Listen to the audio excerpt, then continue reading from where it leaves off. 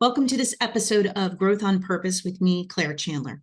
This episode is brought to you by the Strategic Advisor Board and my company, Talent Boost. I help executives and business owners get their teams working together more effectively in less time with less cultural resistance so they can accelerate their business growth on purpose. If you were with me in the last episode, you know we were talking about this ambitious mission to colonize Mars and all the different stage gates we all need to pass through, and all the people that are working on this need to pass through to achieve that mission.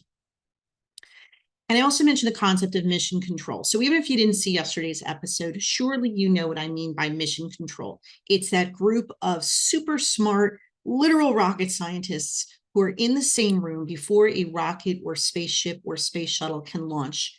And they go through each of their verticals of responsibility, their individual disciplines, and they say go or no go in terms of whether their portion of the mission is ready for launch. Here's how that translates to your business. You are very likely put into your role, whether you are the top dog of the company or you are in charge of some vertical, some domain, some discipline. You were put in there to accomplish very specific and likely ambitious objectives within that vertical.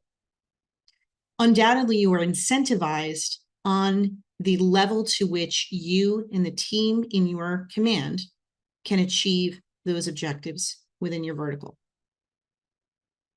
Here's the problem with that. Just like with mission control, if any one vertical within your organization, whether that's a different region, a different discipline, a different function, fails, i.e., does not achieve the objectives that you were put into place to accomplish, the entire mission fails. You cannot launch. You cannot achieve your 5-year strategy, let alone build a sustainable business for the longer term.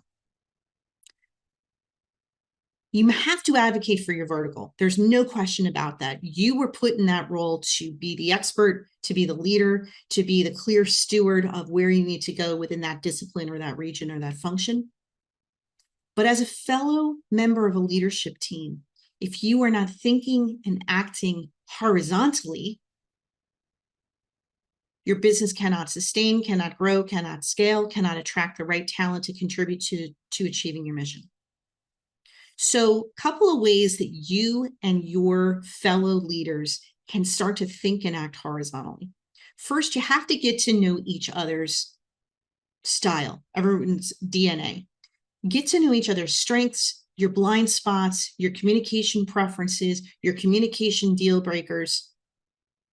Second, you want to build trust by tackling shared problems.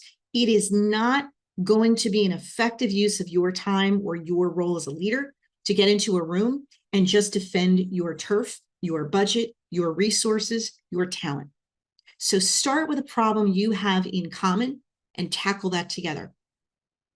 And once you start to break down the silos and build up trust, you also want to communicate your shared vision, your shared organization-wide goals clearly and consistently with each of your teams.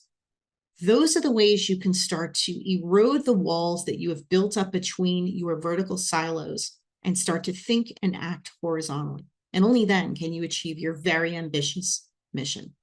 So thank you for watching today's episode of Growth on Purpose. I hope you gained at least one valuable tip you can apply to your business. This is just one piece of my proven 9-step system that I take my clients through to help them build commitment, align their leaders, and accelerate their growth. If you'd like a free copy of my full Growth on Purpose roadmap, just click the link in the description below. And make sure to comment, like, and subscribe to this channel so you get daily updates.